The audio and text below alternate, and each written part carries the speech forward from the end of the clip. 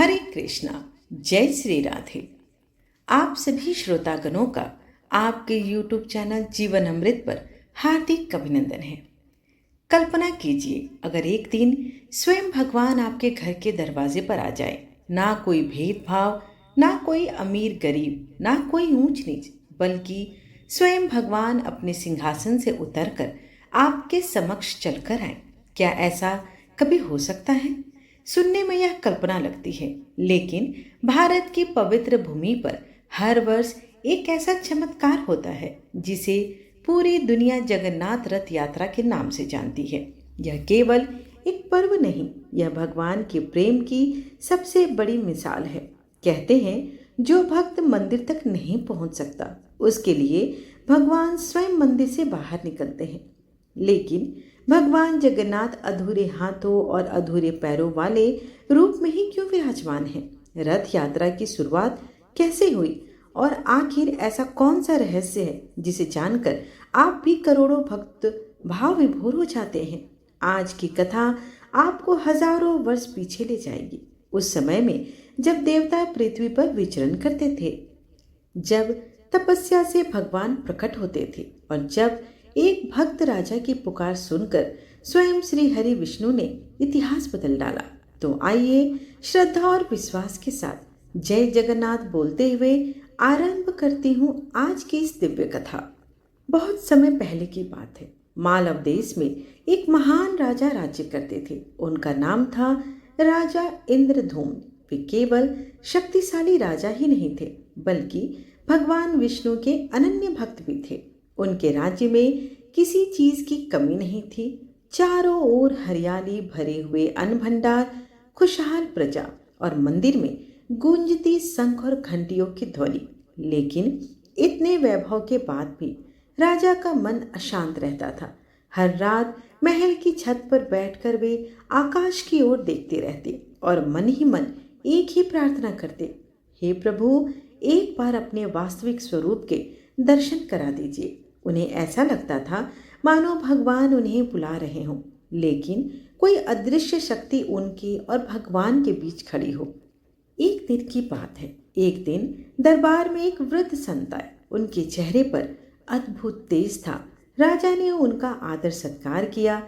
तब संत मुस्कुराए और बोले, राजन, यदि तुम्हारी भक्ति सच्ची है, जो तुम्हें भगवान विष्णु के उस दुर्लभ स्वरूप के दर्शन अवश्य होंगे, जिसके दर्शन देवताओं को भी दुर्लभ है। राजा आश्चर्यचकित रह गए। उन्होंने पूछा, गुरुदेव, वह कौन सा स्वरूप है? संत ने धीरे से उत्तर दिया, नीलमाधव। यह नाम सुनते ही पूरा दरबार मौन हो गया। संत बोले, घने जंगलों के बीच एक गुप्त स्थान पर सबर जनजाति का एक भक्त प्रतिदिन नीलमाधव की पूजा करता है, लेकिन उस स्थान तक पहुंचना आसान नहीं। जिसे स्वयं भगवान बुलाते हैं वही वहां पहुंच पाता है। इतना कहकर संत वहां से चले गए। लेकिन राजा इंद्रधूम्न के हृदय में एक आग से जल चुकी थी। उन्होंने उसी क्षण संकल्प लिया, जब तक नीलमाधव के दर्शन नहीं कर लूंगा, तब तक चैन से मैं नहीं बैठूंगा। उन्होंने अपने सबसे बुद्धिमान और साहसी मंत्री विद्यापति को बुलाया। राजा बोले, विद्यापति, आज से तुम्हारा एक ही लक्ष्य है, नीलमाधव को खोजकर उनके दर्शन करना। जब तक सफलता न मिले राज्य लौटना मत। विद्यापति ने हाथ जोड़कर कहा, महाराज, चाहे पूरी पृथ्वी क्यों न घूमनी पड़े, मैं भगवान को खोज कर ही लौटूंगा। अगली ही सुबह एक छोटा सा दल लेकर विद्यापति उस रहस्यमय यात्रा पर निकल पड़ा। उसे नहीं पता था कि यह यात्रा केवल जंगलों की नहीं, बल्कि उसकी आस्था की सबसे बड़ी परीक्षा लेने वाली है। समय बीतता गया, दिन बीतते गए। विद्यापति एक राज्य से दूसरे राज्य, एक गांव से दूसरे गांव, घने जंगलों और ऊंचे पर्वतों को पार करता रहा। हर साधु से पूछता, हर यात्री से पूछता, लेकिन हर जगह एक ही उत्तर मिलता, नीलमाधव। हमने केवल उनका नाम सुना है। महीने बीत गए, भोजन समाप्त हो चुका था। उनके साथ आए हुए साथी भी एक एक करके लौट गए, लेकिन विद्यापति का विश्वास नहीं टूटा। वह केवल अकेला ही आगे बढ़ता रहा। एक दिन घने जंगल में रास्ता भटक गया। चारों ओर ऊंचे ऊंचे वृक्ष, जंगली जानवरों की आवाज और ढलती हुई शाम। थककर वह एक पेड़ के नीचे जाकर बैठ गया। तभी दूर से एक छोटी सी झोपड़ी दिखाई दी। उसने हिम्मत जुटाई और वहां पहुंचा। दरवाजा खुला। सामने खड़े थे एक वृद्ध आदिवासी, चेहरे पर तेज, आंखों में करुणा। यही थे विश्वासु। उन्होंने बिना कुछ पूछे विद्यापति को पानी पिलाया, भोजन कराया और विश्राम करने को कहा। विद्यापति मन ही मन सोचने लगा, जंगल के बीच इतना शांत और संतुष्ट मनुष्य निश्चय ही कोई बड़ा रहस्य जानता है। विश्वासु की एक पुत्री भी थी, ललिता। उसका स्वभाव अत्यंत सरल था। वह जंगल के फूलों की तरह निश्चल और निर्मल थी। धीरे धीरे विद्यापति और ललिता के बीच बातचीत का सिलसिला बढ़ा। दोनों एक दूसरे का सम्मान करने लगे। समय के साथ यह सम्मान प्रेम में परिवर्तित हो गया। विश्वासु ने भी दोनों का विवाह करा दिया। अब विद्यापति उस परिवार का एक हिस्सा बन चुका था, लेकिन उसका असली उद्देश्य अभी भी पूरा नहीं हुआ था। विद्यापति ने एक बात पर ध्यान दिया। हर सुबह सूर्योदय से पहले विश्वासु घर से निकल जाते थे और देर शाम लौटते। जब भी वे लौटते, उनके शरीर से एक अद्भुत सुगंध आती थी। चेहरे पर अलौकिक तेज दिखाई देता था, मानो अभी अभी भगवान के दर्शन करके लौटे हों। एक दिन विद्यापति ने ललिता से पूछा, तुम्हारे पिता प्रतिदिन कहाँ जाते हैं? ललिता कुछ क्षण मौन रही, फिर बोली, यह हमारे कुल का सबसे बड़ा रहस्य है। पिताजी ने आज तक किसी बाहरी व्यक्ति को यह नहीं बताया, लेकिन पति के आग्रह पर और उसके सच्चे प्रेम को देखकर ललिता ने अपने पिता से बात की। पहले तो विश्वासु ने साफ मना कर दिया, फिर बोले, यदि विद्यापति वचन दे कि रास्ता किसी को नहीं बताएगा तो मैं उन्हें साथ ले जाऊंगा। विद्यापति तुरंत ही तैयार हो गया। अगली सुबह विश्वासु ने विद्यापति की आंखों पर पट्टी बांध दी। वे दोनों जंगल के भीतर चल पड़े। रास्ता टेढ़ा मेढ़ा था, कहीं पहाड़, कहीं नदी, कहीं कांटों से भरे रास्ते। लेकिन विद्यापति अत्यंत बुद्धिमान थे। उन्होंने चुपचाप अपनी थैली से सरसों के दाने निकालने शुरू किए। चलते चलते वे उन्हें रास्ते में गिराते रहे। उन्हें विश्वास था बरसात आने पर यही दाने पौधे बन जाएंगे और भविष्य में यही हमें रास्ता दिखाएंगे। कई घंटों बाद विश्वासु रुके। उन्होंने विद्यापति की आंखों से पट्टी हटाई और जो दृश्य सामने था उसे देखकर विद्यापति की सांसें मानो थम सी गई। एक विशाल वटवृक्ष के नीचे दिव्य प्रकाश से प्रकाशित एक अलौकिक मूर्ति विराजमान थी। नीले वर्ण का अद्भुत स्वरूप, विशाल कमल जैसे नेत्र, ऐसी मुस्कान जिससे पूरे ब्रह्मांड का प्रेम समाया हुआ था। चारों ओर किसी दीपक का प्रकाश नहीं था, फिर भी पूरा स्थान स्वयं प्रकाशित था। वहां पक्षियों का कलरव भी मानो मंत्रों में बदल गया था। विद्यापति के शरीर में रोमांच छा गया। उनकी आंखों से अश्रु बहने लगे। वे भूमि पर दंडवत लेट गए। कांपती हुई आवाज से बोले, हे प्रभु, इतने वर्षों की खोज आज सफल हो गई। मैं धन्य हो गया। उसी समय विश्वासु ने जंगल के फल, जंगली पुष्प और निर्मल जल से भगवान की पूजा आरंभ की। पूजा समाप्त होते ही एक अद्भुत चमत्कार हुआ। मूर्ति से ऐसी दिव्य सुगंध निकली जिससे पूरा जंगल महक सा उठा। विद्यापति समझ गए, यह कोई साधारण मूर्ति नहीं, स्वयं भगवान नीलमाधव यहाँ विराजमान है।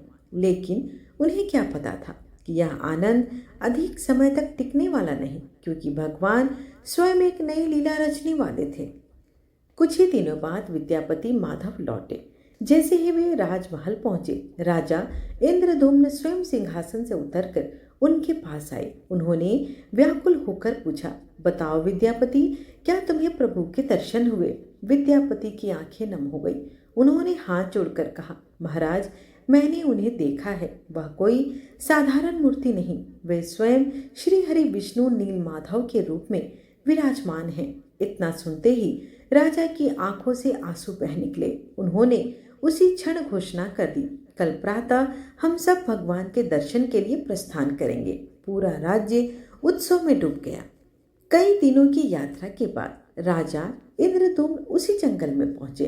विद्यापति सरसों के पौधों को देखकर रास्ता पहचानते हुए आगे बढ़े, लेकिन जैसे ही वे उस स्थान पर पहुंचे, राजा स्तब्ध रह गए। वहां न मंदिर था, न नील माधव की मूर्ति, न दिव्य प्रकाश, सब कुछ गायब था। केवल शांत जंगल और हवा की सरसराहट। राजा वहीं भूमि पर बैठ गए। उनकी आवाज भर आई, हे प्रभु, क्या मैं आपके दर्शन के योग्य भी नहीं था? राजा ने वही उपवास आरंभ कर दिया। न जल न अन्न, बस भगवान का नाम। पहला दिन बीता, दूसरा दिन भी। तीसरे दिन राजा का शरीर कमजोर होने लगा, लेकिन विश्वास पहले से भी अधिक मजबूत था। रात के अंतिम प्रहर में अचानक चारों ओर दिव्य प्रकाश फैल गया। आकाश से मधुर स्वर सुनाई दिया, राजन, शोक मत करो। मैं इस रूप में अब किसी को दर्शन नहीं दूंगा, लेकिन तुम्हारी भक्ति से प्रसन्न होकर मैं एक नए रूप में प्रकट होऊंगा। राजा ने हाथ जोड़ दिए। दिव्य वाणी ने फिर बोला, प्रातःकाल समुद्र तट पर जाना। वहां एक दिव्य दारुण लकड़ी तुम्हारी प्रतीक्षा कर रही होगी। उसी से मेरा नया स्वरूप बनेगा। सुबह होते ही राजा पुरी के समुद्र पर पहुंचे। विशाल लहरें उठ रही थी। अचानक एक प्रचंड लहर आई और उसके साथ समुद्र से एक विशाल काला नील लकड़ी का लट्ठा किनारे आ गया। उस लकड़ी से अद्भुत सी सुगंध आ रही थी। उस पर स्वयं शंख, चक्र, गदा और पद्म जैसे दिव्य चिन्ह दिखाई दे रहे थे। राजा समझ गए, यही भगवान का आदेश है। राजा ने सैनिकों को बुलाया। सैकड़ों लोगों ने रस्सियां बांधी, हाथ हिलाए, घोड़े लगाए, लेकिन वह लकड़ी अपनी जगह से 1 इंच भी नहीं हिली। सब हैरान रह गए। राजा ने फिर भगवान से प्रार्थना की, हे प्रभु, अब आपकी इच्छा क्या है? तभी फिर से दिव्य वाणी हुई, राजन, शक्ति से नहीं, भक्ति से मुझे पाया जाता है। राजा ने विश्वासु और विद्यापति दोनों को बुलाया। जैसे ही दोनों ने श्रद्धा से लकड़ी को स्पर्श किया, चमत्कार हो गया। जो लकड़ी हजारों लोग नहीं हिला पाए, वह स्वयं हल्की होकर रथ पर आ गई। सभी लोग जय जगन्नाथ के जयकारे लगाने लगे। अब सबसे बड़ा प्रश्न था, इतनी दिव्य मूर्ति बनाएगा कौन? पूरे राज्य में घोषणा करा दी गई, लेकिन कोई भी शिल्पकार आगे नहीं आया। तभी महल के द्वार पर एक अत्यंत वृद्ध बढ़ई पहुंचा। सफेद दाढ़ी, झुका हुआ शरीर, लेकिन चेहरे पर दिव्य तेज। उसने राजा से कहा, राजन, मैं यह कार्य कर सकता हूँ, लेकिन मेरी एक शर्त है। राजा ने तुरंत पूछा, क्या शर्त है? वृद्ध मुस्कुराया और बोला, 21 दिनों तक मैं अकेला रहूंगा। कोई भी कमरे का दरवाजा नहीं खोलेगा। यदि किसी ने बीच में दरवाजा खोला तो मैं वहीं से काम छोड़ दूंगा। राजा ने बिना देर किए यह शर्त स्वीकार कर ली, लेकिन उन्हें नहीं पता था यह साधारण वृद्ध नहीं, स्वयं देवताओं के दिव्य शिल्पकार विश्वकर्मा जी थे। और अगले 21 दिनों में जो होने वाला था वह आज भी करोड़ों लोगों के लिए सबसे बड़ा रहस्य बना हुआ है। राजा इंद्रदुम्न ने वचन तो दे दिया, लेकिन क्या वह वचन निभा पाया? वृद्ध बढ़ई उस कक्ष में प्रवेश कर गया। दरवाजा भीतर से बंद हो गया। कुछ ही देर बाद छेनी और हथौड़ी की मधुर आवाजें सुनाई देने लगी, ठक ठक ठक। इस प्रकार से ऐसा लगता था मानो लकड़ी पर नहीं, भक्ति पर पड़ रहा हो। राजा रोज दरवाजे के बाहर आकर बैठ जाते। वे आंखें बंद करके भगवान का नाम जपते। उन्हें विश्वास था कि इस कक्ष में केवल मूर्ति नहीं बन रही, बल्कि स्वयं भगवान धरती पर नए रूप में अवतरित हो रहे हैं। पहला दिन बीता, दूसरा, तीसरा, 5वां दिन, 10वां दिन, 15वां दिन। हर दिन अंदर से काम की आवाजें आती रही, लेकिन 16वें दिन सब कुछ शांत हो गया। न हथौड़ी की आवाज, न छेनी, न किसी के चलने की आहट। पूरा महल चिंता में डूब गया। रानी गुड़िंचा व्याकुल हो उठी। उन्होंने राजा से कहा, महाराज, कई दिनों से उस वृद्ध के कुछ खाया पिया भी नहीं था। वही उनके साथ कोई अनहोनी तो नहीं हो गई? राजा ने गहरी सांस ली। नहीं, मैंने वचन दिया है, भगवान की इच्छा के विरुद्ध मैं नहीं जाऊंगा। लेकिन एक माँ जैसा हृदय रखने वाली रानी का धैर्य टूट गया। रानी धीरे धीरे उस कक्ष के पास पहुंची। उन्होंने दरवाजे पर कान लगाया तो अंदर से पूर्ण सन्नाटा था। उन्होंने धीरे से आवाज दी, बाबा दरवाजा खोलिए। कोई उत्तर नहीं मिला। उनकी चिंता और बढ़ गई और एक पल की अधीरता में उन्होंने दरवाजा खोल दिया। दरवाजा खोलते ही पूरा कक्ष दिव्य प्रकाश में भर उठा, लेकिन वहां कोई वृद्ध नहीं था, ना कोई औजार, ना कोई शिल्पकार। केवल 3 दिव्य मूर्तियां थी, भगवान जगन्नाथ, बलभद्र और माता सुभद्रा। तीनों मूर्तियां सामने थी, लेकिन उनके हाथ पूर्ण नहीं बने थे, पैर भी नहीं थे। आंखें विशाल थी, लेकिन स्वरूप सामान्य मूर्तियों जैसा नहीं था। रानी यह दृश्य देखकर स्तब्ध रह गई। उसी समय राजा भी वहां गए। उन्होंने भी उस अधूरी मूर्तियां देखी। वे भूमि पर गिर पड़े। उनकी आंखों से आंसू बहने लगे। वे रोते हुए बोले, हे प्रभु, मैं आपका कार्य पूरा भी नहीं कर पाया। मुझसे इतनी बड़ी भूल कैसे हो गई। उसी क्षण पूरा कक्ष अलौकिक प्रकाश से भर गया। आकाश से मधुर स्वर गूंजा, राजन शोक मत कर, यह अधूरापन नहीं, मेरी इच्छा है। मैं इसी रूप में संसार में पूजित होना चाहता हूँ। मेरे हाथ नहीं है, क्योंकि मैं अपने भक्तों के हाथों से कार्य करता हूँ। मेरे पैर नहीं हैं, क्योंकि मैं अपने भक्तों के हृदय में चलता हूँ। मेरी विशाल आंखें इसलिए है, क्योंकि मैं बिना पलक झपकाए अपने प्रत्येक भक्त पर कृपा दृष्टि बना के रखता हूँ। राजा और रानी की आंखों से आंसू रुक नहीं रहे थे। अब उन्हें समझ आ गया कि भगवान का कोई भी कार्य अधूरा नहीं होता। जिसे मनुष्य अधूरा समझता है, वह भी ईश्वर की पूर्ण योजना का ही हिस्सा होता है। राजा ने चारों ओर देखा, लेकिन वह वृद्ध कहीं दिखाई नहीं दिया। तभी आकाशवाणी हुई, जिसे तुम साधारण बढ़ई समझ रहे थे, वह स्वयं देव शिल्पी विश्वकर्मा थे और उन्होंने यही स्वरूप बनाया जो मैं चाहता था। पूरा महल जय जगन्नाथ के जय घोष से गूंज उठा। उस दिन राजा इंद्रदुम्न ने प्रण लिया, अब मैं ऐसा मंदिर बनवाऊंगा जहां युगों युगों तक भगवान जगन्नाथ विराजमान रहेंगे और जहां आने वाला हर भक्त यह अनुभव करेगा कि भगवान आज भी जीवित हैं, लेकिन भगवान की सबसे अद्भुत लीला अभी भी बाकी थी। एक दिन ऐसा आने वाला था जब स्वयं भगवान जगन्नाथ अपने सिंहासन से उतरकर रथ पर बैठेंगे और लाखों भक्तों के बीच निकलेंगे। आखिर भगवान मंदिर छोड़कर बाहर क्यों आए? रथ यात्रा की शुरुआत कैसे है? समुद्र की लहरों के किनारे पुरी की पावन भूमि पर एक विशाल मंदिर का निर्माण शुरू हुआ। देश विदेश से श्रेष्ठ शिल्पकार भी बुलाए गए। विशाल पत्थरों को तराशा गया, ऊंचे ऊंचे स्तंभ खड़े किए गए।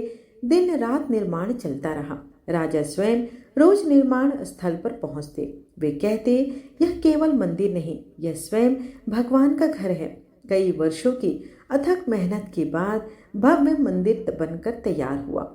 जब भगवान जगन्नाथ, बलभद्र और माता सुभद्रा की प्राण प्रतिष्ठा हुई, तब ऐसा कहा जाता है कि देवताओं ने अदृश्य रूप से पुष्प वर्षा की। पूरी पूरी जय जगन्नाथ के जय घोष से गूंज उठा था। समय बीतता गया। हर दिन हजारों भक्त दर्शन के लिए आने लगे। लेकिन एक दिन भगवान जगन्नाथ ने देखा कि मंदिर के बाहर कई वृद्ध, गरीब, बीमार और असहाय लोग बैठे थे। वे मंदिर की सीढ़ियां भी नहीं चढ़ सकते थे। उनकी आंखों में केवल एक ही इच्छा थी, काश हमें भी भगवान के दर्शन मिल जाते। उसी समय भगवान की बहन माता सुभद्रा ने अपने दोनों भाइयों से कहा, भैया, क्या केवल वही लोग आपके दर्शन करेंगे जो मंदिर के भीतर आ सकते हैं? जो असमर्थ हैं, क्या वे आपके नहीं हैं? भगवान जगन्नाथ मुस्कुराए, लेकिन उनकी आंखें नम हो गई। उन्होंने कहा, सुभद्रा, तुमने आज मेरे हृदय की बात कह दी। यदि मेरा कोई भक्त मेरे पास नहीं आ सकता तो मैं स्वयं उसके पास जाऊंगा। यही वह क्षण था जब रथ यात्रा का संकल्प लिया गया। राजा इंद्रदुम्न को आदेश मिला, हर वर्ष हमारे लिए 3 नए रथ बनाए जाएं। पूरे राज्य में उत्साह छा गया। श्रेष्ठ बढ़ई, कारीगर, चित्रकार सभी जुट गए। कुछ ही दिनों में 3 भव्य रथ तैयार हुए। पहला भगवान बलभद्र का ताल ध्वज, दूसरा माता सुभद्रा का रथ दर्प दलन, देव दलन और तीसरा सबसे विशाल, सबसे भव्य भगवान जगन्नाथ का रथ नंदी घोष। जब तीनों रथ मंदिर के सामने खड़े हुए तो ऐसा लग रहा था मानो स्वयं स्वर्ग पृथ्वी पर उतर आई हो। आषाढ़ शुक्ल द्वितीया का पावन दिन था। सूर्योदय होते ही लाखों भक्त पुरी की सड़कों पर उमड़ गए। कोई राजा था, कोई साधु, कोई किसान, कोई निर्धन, लेकिन उस दिन सब केवल एक ही पहचान रखते थे, जगन्नाथ भगवान के भक्त। फिर वह दिव्य क्षण आया जब भगवान जगन्नाथ अपने सिंहासन से उतरे और रथ पर विराजमान हुए।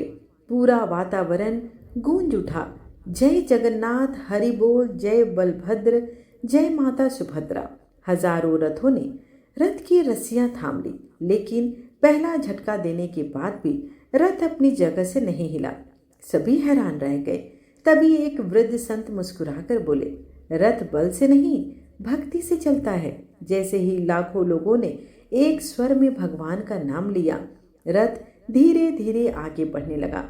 लोगों की आंखों से आंसू बह रहे थे, क्योंकि उस दिन पहली बार भगवान स्वयं अपने भक्तों की घर की ओर निकल पड़े थे। क्या आप जानते हैं कि भगवान हर वर्ष गुड़िंचा मंदिर क्यों जाते हैं? इसके पीछे भी एक दिव्य रहस्य है। जब तीनों रथ पुरी के मुख्य मंदिर से निकलते हैं तो वे लगभग 3 किलोमीटर दूर स्थित गुड़िंचा मंदिर पहुंचते हैं। मान्यता है कि यह स्थान भगवान जगन्नाथ की मौसी का घर माना जाता है। जैसे कोई बेटा अपने रिश्तेदारों के घर स्नेहपूर्वक जाता है, वैसे ही भगवान भी हर वर्ष अपने भक्तों के बीच रहने के लिए यहाँ आते हैं। लेकिन इसका आध्यात्मिक अर्थ इससे भी गहरा है। गुड़िंचा मंदिर केवल एक स्थान नहीं, यह भक्त के निर्मल हृदय का प्रतीक है। भगवान वैभव से अधिक प्रेम को स्वीकार करते हैं। भगवान जगन्नाथ, बलभद्र और माता सुभद्रा यहाँ 7 दिन तक विराजमान रहते हैं। इन 7 दिनों में पुरी का मुख्य मंदिर लगभग खाली सा प्रतीत होता है। भक्त जब मंदिर पहुंचते हैं तो उन्हें खाली सिंहासन दिखाई देता है।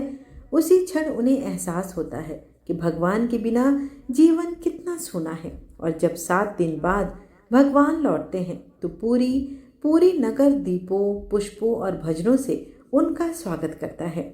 इस वापसी यात्रा के बहुड़ा यात्रा भी कहा जाता है। कहा जाता है कि भगवान के रथ की रस्सी को खींचना केवल एक परंपरा नहीं, बल्कि विनम्रता का प्रतीक है। उस रस्सी को राजा भी खींचता है और सामान्य भक्त भी। कोई बड़ा नहीं, कोई छोटा नहीं। जगन्नाथ जी के सामने सभी भक्त एक समान हैं। इसलिए पुरी के गजपति महाराज भी रथ यात्रा से पहले छेरा पहरा की परंपरा निभाते हैं। वे स्वयं झाड़ू, जो कि स्वर्ण की होती है, उससे रथ के आसपास सफाई करते हैं। ईश्वर के सामने कोई भी बड़ा नहीं, जो सबसे अधिक विनम्र है वही सर्वश्रेष्ठ है। भगवान जगन्नाथ के हाथ पूरे नहीं, फिर भी वे सबको गले लगाते हैं। उनके पैर पूरे नहीं, फिर भी वे हर भक्त तक पहुंच जाते हैं। उनकी आंखें कभी बंद नहीं होती, क्योंकि वे हर क्षण अपने भक्तों पर कृपा दृष्टि बनाए रखते हैं। उनका स्वरूप हमें सिखाता है कि ईश्वर को बाहरी रूप नहीं, सच्चा प्रेम ही जीत सकता है। जब भी जीवन में निराशा आए, जब लगे कि भगवान बहुत दूर हैं, तो भगवान जगन्नाथ को याद कीजिए। वे यही भगवान हैं जो अपने भक्तों को बुलाते नहीं, बल्कि स्वयं उनके द्वार चले जाते हैं। यही रथ यात्रा का सबसे बड़ा संदेश है। ईश्वर तक पहुंचने का मार्ग अहंकार से नहीं, प्रेम, सेवा, श्रद्धा और समर्पण से खुलता है। श्रोतागणों, यदि आपको यह दिव्य कथा पसंद आई हो तो वीडियो को लाइक करें, अपने परिवार और मित्रों के साथ शेयर करें और ऐसे ही सनातन धर्म की प्रेरणादायक कथाओं के लिए हमारे जीवन अमृत चैनल को सब्सक्राइब करना ना भूलें।